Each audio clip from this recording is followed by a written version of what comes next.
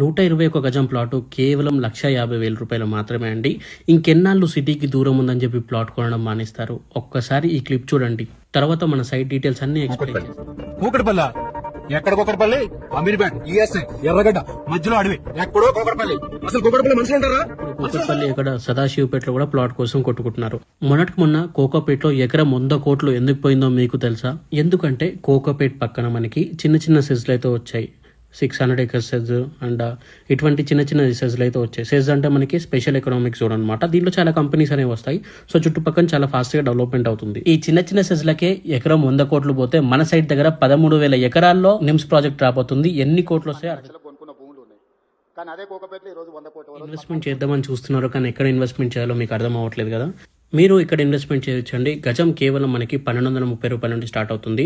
అంటే 121 గజం ప్లాట్ వచ్చేసి కేవలం 1,50,000 రూపాయలు అయితే అవుతుందండి ఇక్కడ.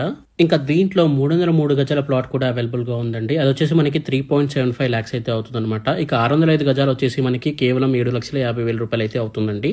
ఇక మీరు దీంట్లో ఏ ప్లాట్ తీసుకున్నా కూడా లైఫ్ టైం మీకు రీసార్ట్ మెంబర్షిప్ కార్డ్ అయితే ఫ్రీగా ఇవ్వడం జరుగుతుందండి.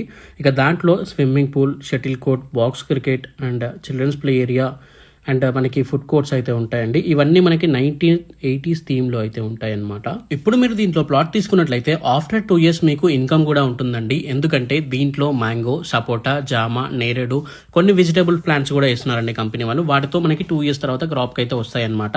అండ్ అంతేకాకుండా ఇంకా దీంట్లో బెనిఫిట్స్ ఏంటంటే తెలంగాణ స్టేట్ గవర్నమెంట్ వాళ్ళు ఇచ్చే పట్టా పాస్బుక్ వస్తుంది, రైతు బీమా, రైతు బంధు కూడా వస్తుందండి. అండ్ సెంట్రల్ గవర్నమెంట్ నుండి వచ్చే పిఎం కిసాన్ ఫండ్ కూడా వస్తుందండి మీరు దీంట్లో ప్లాట్ తీసుకున్నట్లయితే.